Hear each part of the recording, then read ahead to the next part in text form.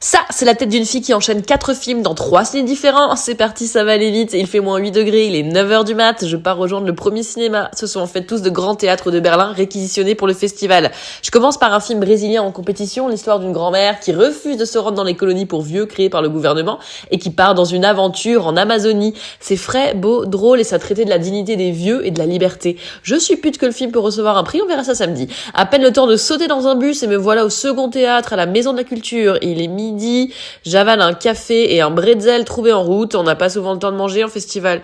Et c'est parti pour Dreams, un film avec Jessica Chastain qui joue le rôle d'une femme très riche, amoureuse d'un danseur mexicain sans papier plus jeune qu'elle. C'est toxique à souhait, ça parle de désir et de pouvoir. J'ai beaucoup aimé, il y avait un truc un peu à la Michel Haneke, c'était vraiment formidable. On reprend le bus complètement blindé dans l'autre sens, direction le cinéma précédent pour voir un film en sélection parallèle, Magic Farm, avec Chloé Sevigny. On suit une équipe de tournage qui se trompe de pays d'Amérique du Sud et qui va créer là-bas une trend de toutes pièces avec ses habitants. C'était fun, mais pas très fin et vite oubliable. Je sors, je chope un burger dans un food truck car je crève la dalle, je descends au métro, regardez comme elle est belle cette station, et bim, on est de retour à la Potsdamer Platz et au Palace, petite pause apéro. Et il est déjà l'heure d'accueillir l'équipe du film de jour, un film allemand en compétition avec une actrice que j'adore qui s'appelle Julia Jentsch, c'est la blonde. En guise de préchauffe, on a le droit à la cérémonie des Shooting Stars qui récompense 10 jeunes acteurs venus de toute l'Europe. Cette année, pas de français, mais Ludivine Sagni a distribué les statuettes.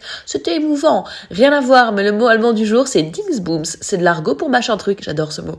On regarde ensuite le film, l'histoire d'une petite fille qui se met à entendre et voir tout ce que ses parents font dans la journée. Idée de génie! Les Français en auraient fait une comédie, les Allemands en font un drame familial. Allez, 6/10, on sort dîner et c'est déjà l'heure de rentrer. Fatigué, à demain.